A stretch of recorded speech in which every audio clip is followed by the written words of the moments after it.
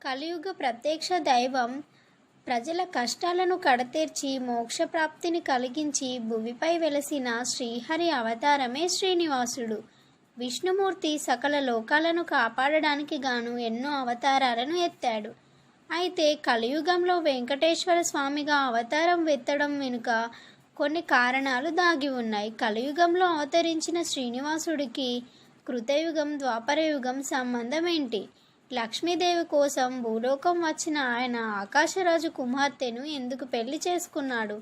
సాక్షాత్తు విష్ణుమూర్తిని భర్తగా పొందిన పద్మావతి గత జన్మ రహస్యం ఏంటి అనే విషయాలను ఈ వీడియోలో తెలుసుకుందాం. లోక కళ్యాణార్థం దేవుళ్ళు అనేక రూపాల్లో అవతరిస్తున్నారు. అయితే కలియుగంలో అవతరించిన శ్రీనివాసుడు పద్మావతి దేవిని వివాహం చేసుకోవడానికి మూలమైన కృతయుగం నాటి సంఘటన గురించి తెలుసుకుందాం. లక్ష్మీదేవిని సంతానంగా పొందడం కోసం కుశధ్వజుడు ఘోర తపస్సును చేస్తాడు.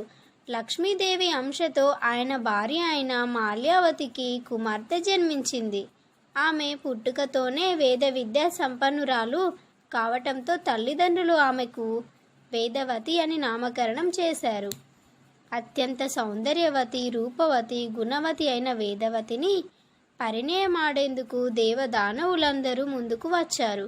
కానీ శ్రీహరిని మాత్రమే భర్తగా పొందాలనుకొని భావించింది వేదవతి.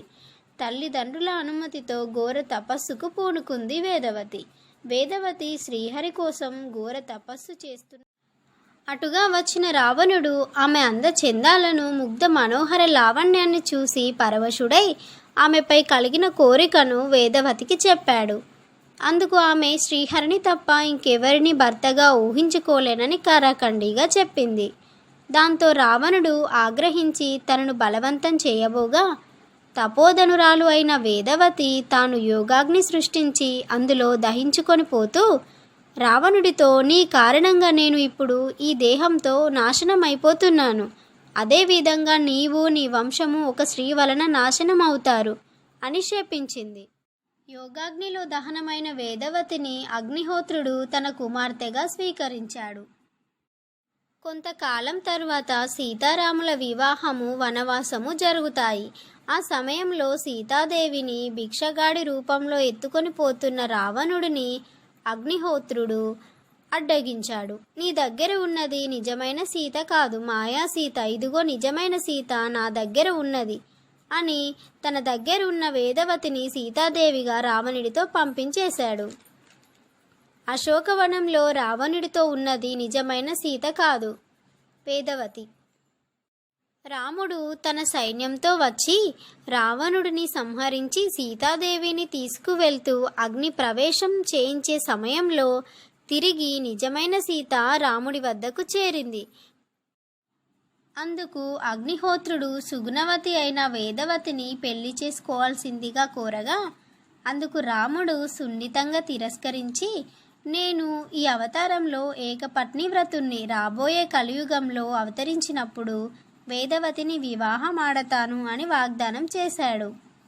శ్రీహరిని భర్తగా పొందాలనుకున్న వేదవతి కలియుగంలో సీతాదేవి మాదిరిగానే జన్మించింది.